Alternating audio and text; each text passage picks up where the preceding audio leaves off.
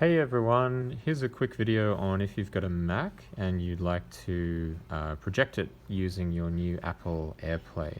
So you've just got to go up here to this top right hand corner, and this arrow pointing towards this box will open up this little drop down menu, and then you can just select your AirPlay. Trial and error, it'll be one of the ones in your room. If you haven't connected to it just yet for the first time, when you click it, it'll ask you to put in a code. Now, if you've got your projector on, then the code will automatically come up on the screen. You'll only need to do this for the first time you connect, okay? So yeah, you should see a copy of your screen here projected up on the projector.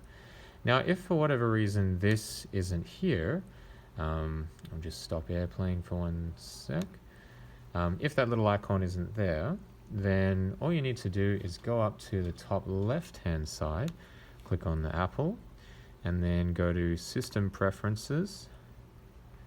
And then down here, there's Displays.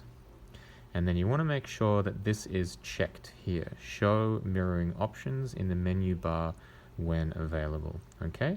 So you'll see if you go on the drop-down menu here, you've got your Apple AirPlays that you can project to. Yeah, you want to make sure that this one is checked here as well, so that you can have this up there so it's nice and easy. The other thing you can do as well, if it isn't there for some reason, I don't know, maybe there was an update or something, is to restart, and more often than not things appear and fix when you do restart. So that's another quick fix as well. Okay, have fun, and thanks for watching.